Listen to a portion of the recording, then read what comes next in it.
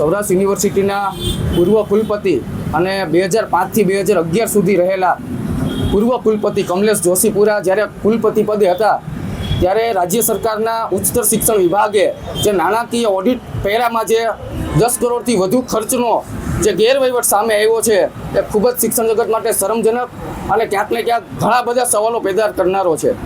પોતાને કાયદાના નિષ્ણાત અને વહીવટના નિષ્ણાત ગણાતા એવા પ્રબુદ્ધજી કમલેશ જોશીપુરા જ્યારે સત્તાના નશામાં હતા ત્યારે માત્ર ને માત્ર તેમણે રાજાશાહી તરીકે કુલપતિ પદ પોતે ભોગવ્યું છે અને તેને આક્ષેપ અમે નહીં, પરંતુ આ આક્ષેપની રાજ્ય સરકારના ઓડિટ રિપોર્ટમાં 10 કરોડથી વધુનો જો ગેરવહીવટ સાબિત થયો છે એ ક્યાંક ને ક્યાંક ઘણા બધા સવાલો પેદા કરે છે. આ ગેરવહીવટની અંદર જ્યારે કમલેશ જોશીપુરા કુલપતિ હતા ત્યારે બિનશૈક્ષણિક સ્ટાફની જે ઇન્ટરવ્યૂ વગરની સીધી ભરતી કરી હતી તેના 4.21 કરોડનો ખર્ચ રાજ્ય સરકારે ગેરમાન્ય ગણ્યો છે. તેમજ જે બાંધકામનો અલગ અલગ ખર્ચ 4.46 કરોડ જેટલો ખર્ચ એ ગેરમાન્ય ગણ્યો છે. ડ્રગ્સ ભવનની અંદર 67 લાખથી વધુનું ઇન્ટિરિયર એ પણ ગેરમાન્ય ગણવામાં આવ્યું છે. આવી રીતના 90 લાખ રૂપિયા કોન્ટ્રાક્ટર પાસેથી વસૂલવાના હતા. તેમજ જે ઘોડાનો તબેલો કર્યો હતો તેના 60 લાખ રૂપિયા આવા અનેક વહીવટો ટોટલ 10 લાખથી વધુની રકમમાં કમલેશ જોશીપુરા અને તેમની ટોળકી દ્વારા ગેરવહીવટો થયા છે.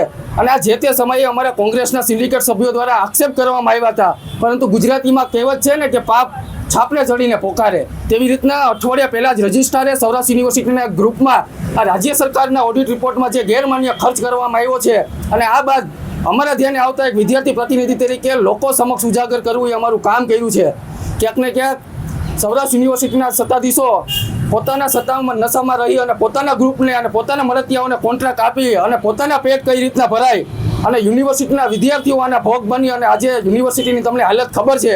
ગુજરાતમાં સૌથી વધુ કોઈની યુનિવર્સિટીની સરકારી છબી ખરીનાઈ હોય તો અત્યારે સૌરાષ્ટ્ર યુનિવર્સિટી માત્ર ને માત્ર ભ્રષ્ટાચારો અને વિવાદોમાં રહેતી આ યુનિવર્સિટીમાં ભણતા 3 લાખથી વધુ વિદ્યાર્થીઓ આનો ભોગ બને છે. એટલે ક્યાંક ને ક્યાંક જે તમામ ગેરવહીવટો 10 કરોડના થયા છે એ માત્ર 2 વર્ષનો ઓડિટ રિપોર્ટ છે અને લગભગ જો આવા 6 વર્ષનો રિપોર્ટ રાજ્ય સરકાર ગંભીરતાપૂર્વક અને ઊંડાણપૂર્વક કરે તો 20 કરોડથી વધુ આ રકમ જાય તેવું અમારું સ્પષ્ટપણે માનવું છે.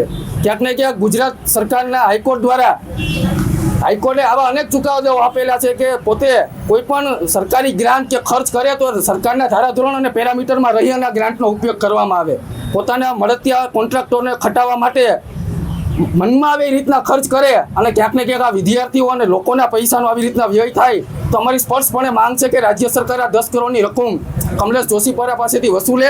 અને આવા અમે નથી કહેતા, હાઈકોર્ટે અનેક ચુકાદાઓ આપેલા છે કે મહાનગરપાલિકામાં અને કોઈ પણ બેંકની અંદર સત્તામાં રહેલા કોઈ પણ વ્યક્તિ બિનકાયદેસર રીતના ખર્ચ કરે તો તેમનો તમામ રકમ જે તે સત્તાધીશ પાસેથી વસૂલવાની હોય છે. એટલે અમારી સ્પષ્ટપણે માંગ છે કે રાજ્ય સરકાર આ બાબતે તપાસ કમિટીની નિમણૂક કરી અને આ તમામ રકમ તત્કાલીન કુલપતિ કમલેશ જોશીપુરા પાસેથી વસૂલે.